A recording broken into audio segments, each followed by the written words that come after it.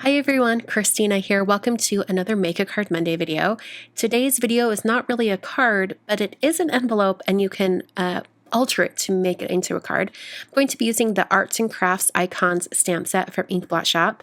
There is another stamp set that's similar that's called Envelope Mail Art, and it is kind of related to envelope art, so I thought I'd mention that.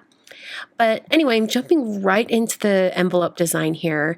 I'm using a pure white envelope from Paper Source, and just on some spare graph paper, I stamped a bunch of the images from the stamp set to sort of create a stamping map, so I know kind of an idea of where things are going to be placed. This will help me get my cluster of images centered on the bottom of the envelope.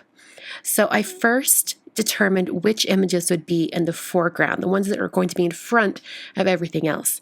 And I stamped those first using some intense black ink because I'm going to be using some Copic markers to color these images. And so that's a safe Copic friendly ink. So I stamped I think I've got 3 images here. And I actually stamped these twice so that I could get a really solid black line.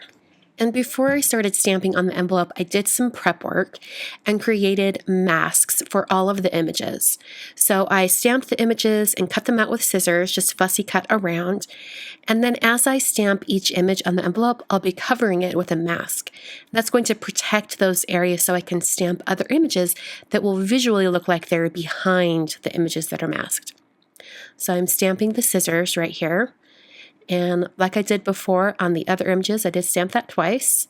And then I covered it in the mask that I created previously. So this part of the envelope design is quite tedious, but having it mapped out on that graph paper pre-stamped does make it lots quicker. So I'm going to move on and do additional stamping, making sure to cover each one of these images with its mask after I finished. So now I have everything stamped and I've placed a mask over all of the images. I'm now going to use a blender brush from Picket Studios and also the color Wild Honey in Distress Oxide ink. And I'm going to blend that up from the bottom of the envelope.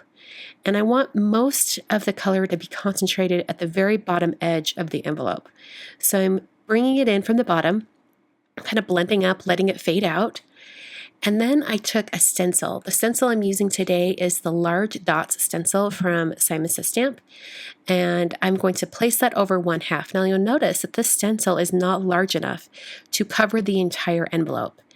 So no worries though, because these dots are a repeating pattern. So I can blend on 1/2 of the envelope until I've got it about to where I need it. And then I can pick up the stencil and move it over and continue the pattern. So after I had a bunch of the circles done, I lifted up the stencil and I'm going to move the stencil over to the right. And then it's going to continue that pattern all the way over to the other side of the envelope. And I like to do this on these 5x7 envelopes because, like you saw before, these stencils, the 6x6 stencils, don't fit these larger envelopes. So for the smaller stencils, I do want to make sure that they're a repeating pattern or that I can slide them over and continue a pattern. So I blended that all the way up so the dots kind of fade off. And then I removed all of the masks. So it's going to reveal that white paper underneath. So it's perfect for coloring all of these images, and it really helps those images stand out. Put a piece of cardstock on the inside of the envelope. This is going to prevent any bleeding of the Copic markers all the way through to the other side of the envelope. And then I just used a bunch of different yellow and gold and orange shades to color in all of these images. So like I mentioned before, this design could easily be adapted to a card front or a card design. And I think you could probably do this exact same envelope design, but replace the mailing address with a large greeting. I think that's a great way to adapt any mail art design to a card design. In fact, you could do that with pretty much any envelope I've ever shared on my YouTube channel or on my Instagram. All you have to do is adapt that idea, remove the mailing address and the recipient's name, and replace it with a large greeting, and it would look great. So I have everything all colored in, pretty much ready to go. So now I'm going to pick out the postage stamps and place them in the top right corner of the envelope. So I've got a current forever stamp. I've got one that's a little more value, the 64. And then I've got 2 vintage stamps. And for those of you who are wondering where I get all my different stamps, I'll have a link down below in the video description or at my blog that's labeled vintage stamps. And that'll take you to a page at my website, which will give you some different places online where you can purchase your vintage stamps. So now I'm using a black permapaque marker from Sakura. And the way I did this lettering is I first took a picture of the envelope without anything on it, just, how it was before with the stamping at the bottom.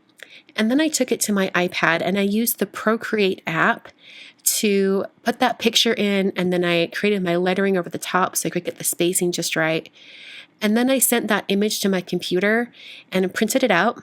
And then I slipped that inside of this envelope, and now I'm using a light pad so that I can see that design. And this just helps me get spacing of the lettering just right. I could have just skipped the whole iPad portion and kind of sketched on with a pencil and went from there. But I really wanted to get very precise placement of Carol's name and also her address. By the way, big thank you to Carol. She gave me permission to use her address today. And if you would like to submit your address for future mail arts, for consideration, you can go ahead and use that form that's down in the video description or at my blog. All right, so big thank you to Carol. I turned off the light pad, and now I'm just going to finish up the last little bit on this envelope. I'm going to put my return address in that top corner. I'm using a very thin lined Copic multi-liner for this. It's a 0.05 size, very, very thin and dainty. And then I took an N75 Tombow dual end pen and added a little bit of a shadow just on the side of her name. And I thought that really helped it stand out, kind of finished off the kind of hand-drawn look of this entire envelope design. So that's the envelope for today. I hope you guys enjoyed. This is part of my mail art rainbow over at Instagram. You can look up the hashtag mail art rainbow and see all of the envelopes that I've done over the last little bit. So I'm into the yellows and oranges. I'm going to be hitting the reds soon. Hopefully I'll be there for quite a while doing lots of holiday mail art coming up soon.